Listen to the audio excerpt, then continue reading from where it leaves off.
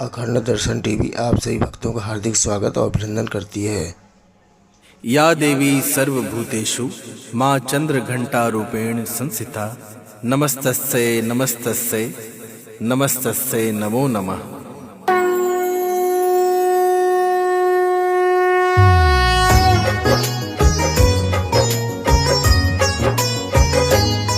हम नौ दुर्गा के तीसरे रूप की कथा सुनाते हैं, पावन कथा सुनाते हैं। हम चंद्र घंटा माता रानी की महिमा गाते हैं, हम कथा सुनाते हैं। हम नौ दुर्गा के तीसरे रूप की कथा सुनाते हैं, पावन कथा सुनाते हैं। हम चंद्र घंटा माता रानी की महिमा गाते हैं, हम कथा सुनाते हैं। सबसे पावन तेरा नाम, चंद्र घंटा माँ तुम्हें प्रणाम। सबसे पावन तेरा नाम, चंद्र घंटा माँ तुम्हें प्रणाम। भक्तों, नवरात्रि के तीसरे दिन माँ चंद्र घंटा की पूजा की जाती है। माँ चंद्र घंटा दुर्गा का तीसरा स्वरूप है। माँ युद्ध मुद्रा में सिंह पर विराजमान माँ चंद्र घंटा के हाथों में त्रिशूल, धनुष, गदा और तलवार है। इनके माथे पर घंटे के आकार में अर्धचंद्र विराजमान है। इसी वजह से ये चंद्र घंटा कहलाती है।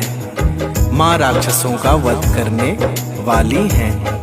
इनकी आराधना से इंसानों के सभी पाप नष्ट होते हैं। इनकी पूजा करने वाला व्यक्ति पराक्रमी और निर्भय हो जाता है। ज्योतिष में इनका संबंध मंगल ग्रह से होता है। इनकी पूजा से व्यक्ति में विनम्रता आती है और उसका तेज बढ़ता है। तो बोलिए भक्तों, माता चंद्र घंटा की जय।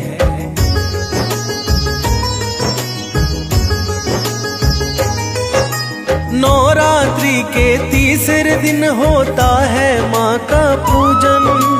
चंद्र घंटा माँ देती है अपने भक्तों को दर्शन। युद्ध मुद्रा में सिंह पर माता है विराजमान। भक्तों को सदा निर्भयता का देती वरदान। माथे पे घंट सार्ध चंद्र धारण करती है माई।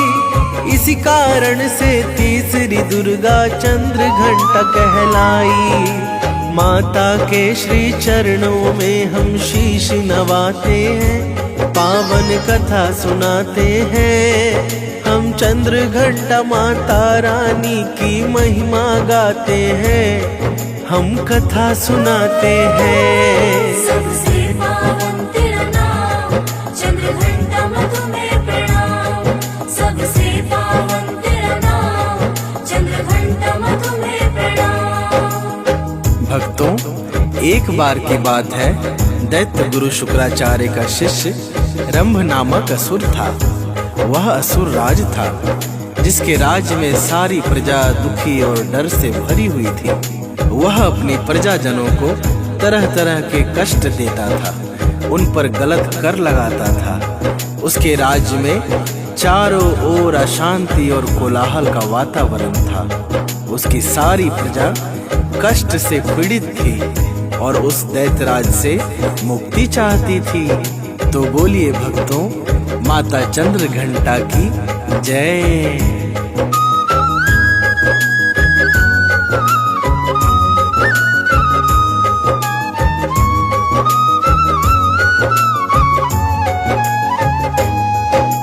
एक बार की बात है भक्तों, शांति थी चहुओं। शुक्राचार्य का शिष्य रंभ था असुरों का सिरमौर। उसके राज्य में सभी दुखी थे, सुखी न था कोई। पाप बढ़ा जब धरती पर तब धरती माँ रोई। किसे पता था और अशुभ घड़ी है आने वाली। तब दुष्टों को संहारण हेतु आएगी मैया काली। हम शक्ति स्वरूपा नव दुर्गा को शीश नवाते हैं, पावन कथा सुनाते हैं। हम चंद्र घंटा माता रानी की महिमा गाते हैं, हम कथा सुनाते हैं। सबसे पावन तेरा नाम, चंद्र घंटा तुम्हें प्रणाम। सबसे पावन तेरा नाम, चंद्र घंटा तुम्हें प्रणाम। भक्तों, असुर राज रंभ एक दिन वन में शिकार करने गया। वहाँ एक तालाब में उसने एक भैंस को जल में विचरण करते देखा। वह उस पर मंत्रमुग्ध हो गया। उन दोनों के संबंध से एक बालक का जन्म हुआ। उस दिन अमावस्या की रात थी। बालक के जन्म के साथ ही तेज हवाएं चलने लगी और आकाश से पानी बरसने लगा। रंभासुर उस बालक को लेकर अपने महल में आया। ऐसा लगता था कि वह बालक काली शक्तियों से संपन्न था। तो प्रेम से बोलिए भक्तों, माता चंद्र घंटा की जय।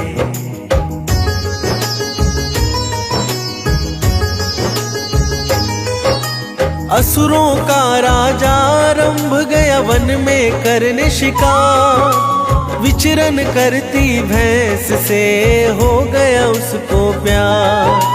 दोनों की युति से जन्मा बालक गुंजा क्रंदन स्वर। काली अमावस की रात्रि में रोया था अंबर।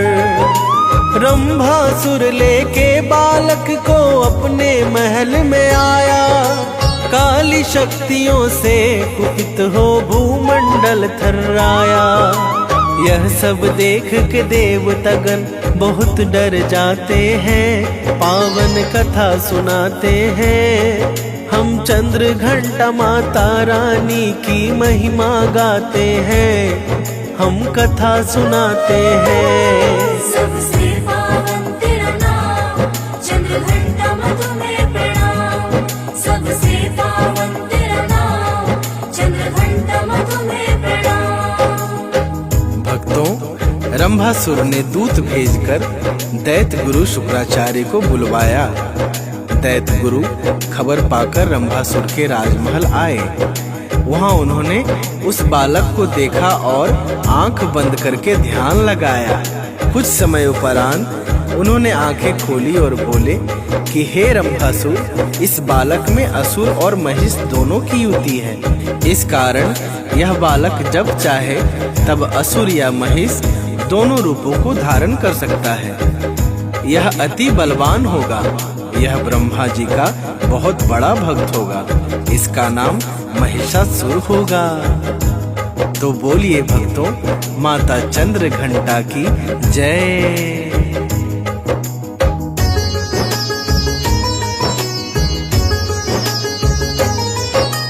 दूत भेजकर शुक्राचार्य को रंभासुर ने बुलाया। दैत्य गुरु ने आंख बंद कर तब है ध्यान लगाया। रंभासुर इसमें असुर और महिष की है छाया। जब चाहे धारण कर सकता है दोनों काया। तीनों लोक का राजा बनेगा, दैत्य गुरु ने बताया। महिष युति से जन्मा असुर महिषासुर कहलाया। भक्त बड़ा होगा ब्रह्मा का यह बतलाते हैं, पावन कथा सुनाते हैं। हम चंद्र घंटा माता रानी की महिमा गाते हैं, हम कथा सुनाते हैं। सबसे पावन तेरा नाम, चंद्र घंटा तुम्हें प्रणाम। सबसे पावन तेरा नाम, चंद्र घंटा तुम्हें प्रणाम। भक्तों, महिषासुर धीरे धीरे बड़ा होने लगा, परंतु अत्याचार के मामले में अपने पिता रंभासुर से भी 2 कदम आगे था। उसके अत्याचार से चारों ओर त्राही त्राही मच गई। मनुष्य असुर तो छोड़िए, उसके स्वभाव से साधु संत भी परेशान हो उठे। सबके सामने विकट समस्या उत्पन्न हो गई थी। कुछ दिन बाद रंभासुर की मृत्यु हो गई और उसी मृत्यु के उपरांत महिषासुर राजगद्दी पर बैठा। अपने बल के घमंड में वह सारी मर्यादाएं लांघ गया था। तो बोलिए भक्तों, माता चंद्रघंटा की जय।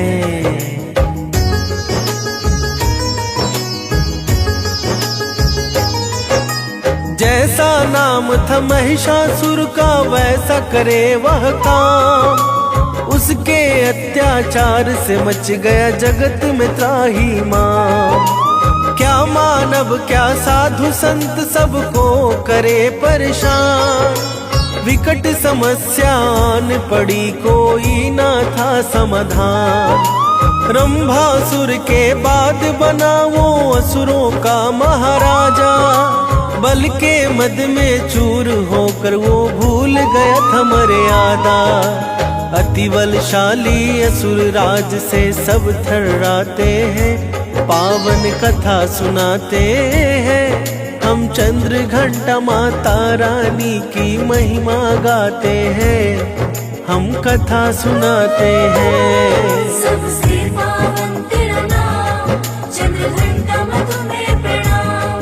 सबसे पावन तेरा नाम, चंद्रघंटा माँ तुम्हें प्रणाम। भक्तों, सभी देवों से एक दिव्य ज्योति निकली जिसने 10 भुजी स्त्री का रूप धारण किया। सभी देवों ने उन्हें प्रणाम कर उनकी स्तुति की और उनको अपना अस्त्र शस्त्र प्रदान किया। भगवान शिव ने उनको अपना त्रिशूल दिया। भगवान विष्णु ने अपना सुदर्शन चक्र, तो इंद्र ने अपना ब्रज माता को प्रदान किया। माता चंद्रघंटा सभी तरह के अस्त्र शस्त्र से सुसज्जित होकर महिषासुर के मान मर्दन को चली। तो बोलिए भक्तों, माता चंद्रघंटा की जय।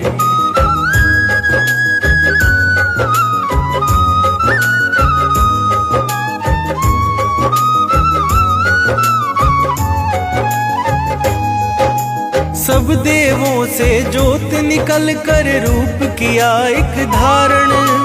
भई प्रगट आदि जगदम्बा करने को कष्ट निवारण।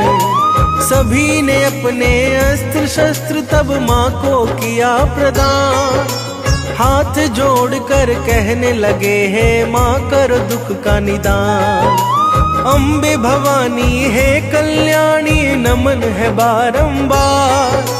महिषासुर के कारण माते कुपित है ये संसार।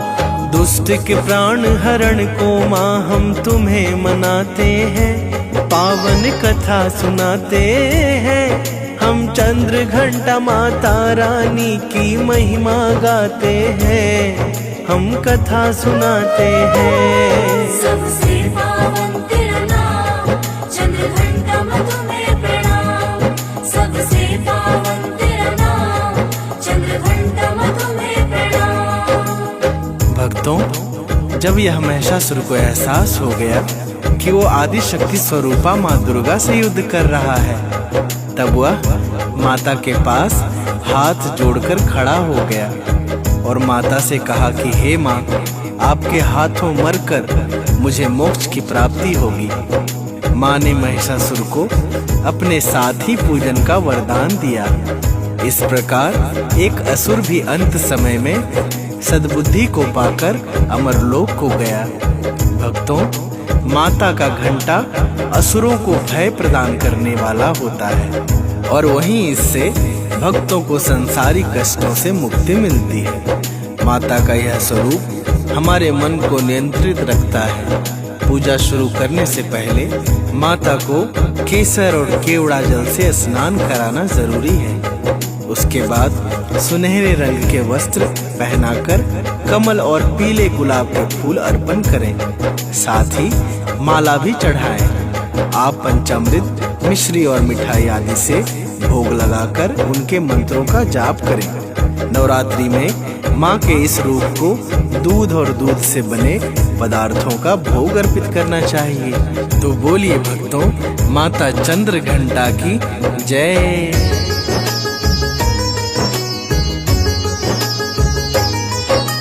माँ की शक्ति का महिषा को हो गया जब एहसास, हाथ जोड़कर तब वो आया माँ दुर्गा के पास। ना पहचान पाया माँ तुझको, अब करो बेड़ा पार। तेरे ही हाथों वध हो मेरा, तब होगा उद्धार। ऐसा ही होगा महिषासुर बनेगा सायुज भोगी। मेरे साथ तेरी भी सदा इस धरा पर पूजा होगी। इसी कारण से हम सभी विजयदशमी मनाते हैं, पावन कथा सुनाते हैं। हम चंद्र घंटा माता रानी की महिमा गाते हैं, हम कथा सुनाते हैं। सबसे पावन तेरा नाम, चंद्र घंटा मधु में